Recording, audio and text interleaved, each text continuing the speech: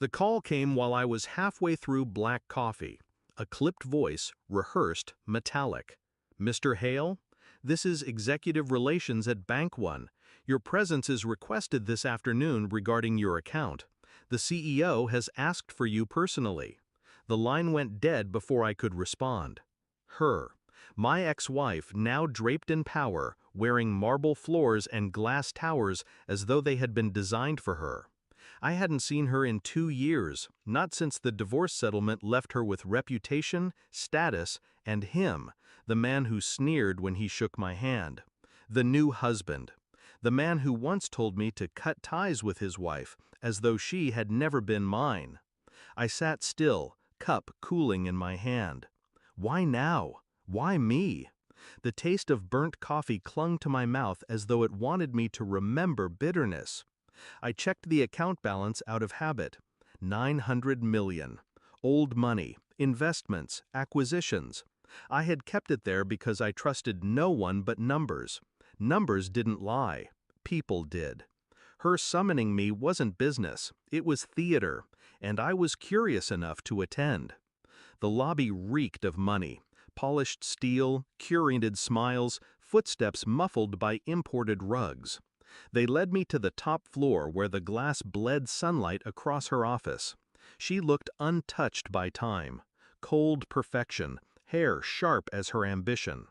And beside her, leaning against the window with the arrogance of someone who believed the world bent beneath his feet, was her husband. He smiled without warmth. "Didn't think you'd actually come. High school dropout, still clinging to old habits.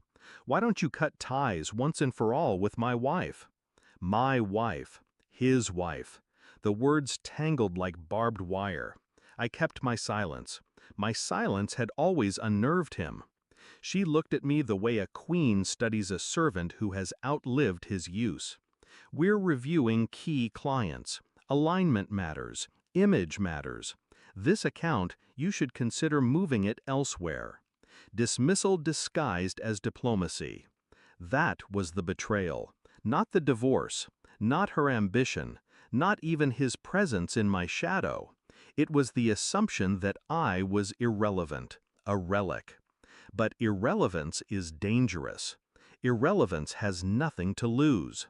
I didn't argue. I nodded, calm, detached, and left her office without a word. For the next weeks, I moved in silence. Quiet transfers, silent meetings with auditors. A discreet team of analysts combed through the bank's ledgers, their subsidiaries, their offshore illusions. The deeper I dug, the more rot I found.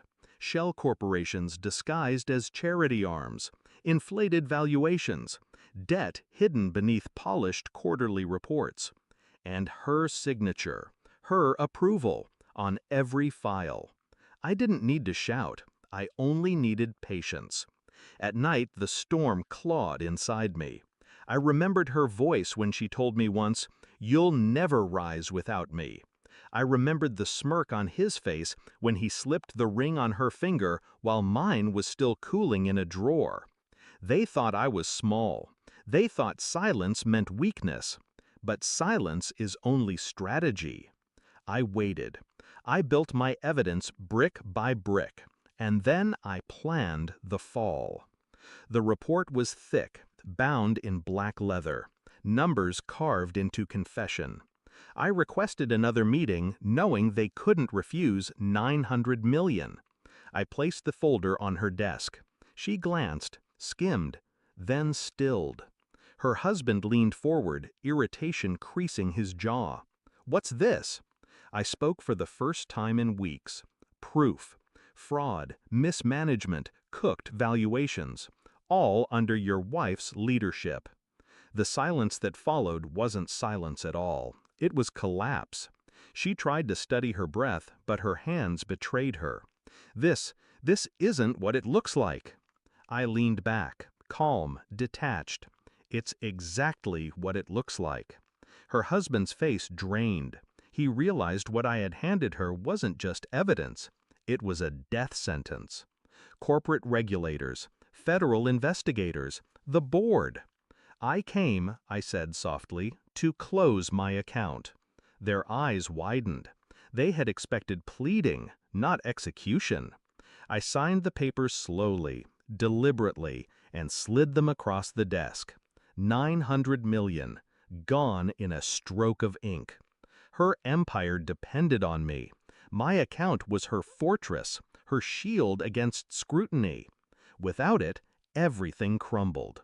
I stood. No accusations, no screaming, just the quiet power of absence. As I reached the door, I heard the first crack in her voice. "Wait!" I didn't. The elevator descended in silence.